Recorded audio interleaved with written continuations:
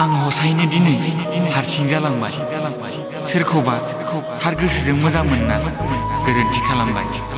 आं मिथियाखैनोमोन जे सोरखौबा थार गोसोजों मोजां मोनना बिनि अनगा मिसा अननाय मोनगोन।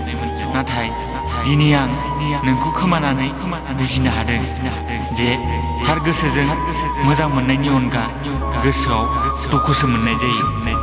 नोंखौ लानानै आङो गोबां सिमां नुदोंमोन, नाथाय आं बेखौ माब्लाबाबो सानाखैमोन जे बे सिमाङा माब्लाबाबो पुरा जानाय नङा।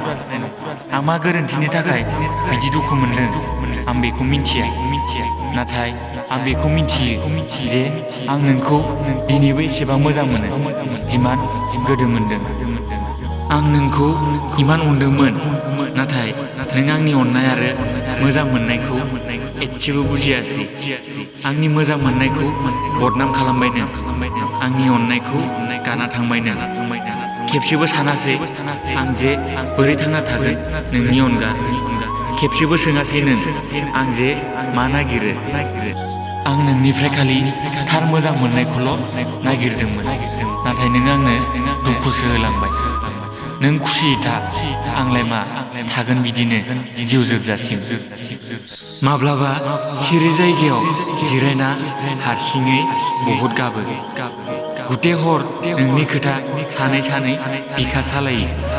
आं बहुद बायग्लिलांजोब्बाय। गावनि आंगो होननानै नोंल' दंमोन, दायो आरो रावबो गैला आरो नांलाबो। सानदोंमोन आं आरो थांना थाला होनना, नाथाय आं थैनोबोथ' हाया। नाथाय आंनि आंखौ मोजां मोनग्रा आइ आरो आफा दं। आं आंनि आइ आरो आफानि मोजां मोननायखौ आरो नोंखौ साननानै जेब्लायबो थांनानै थागोन।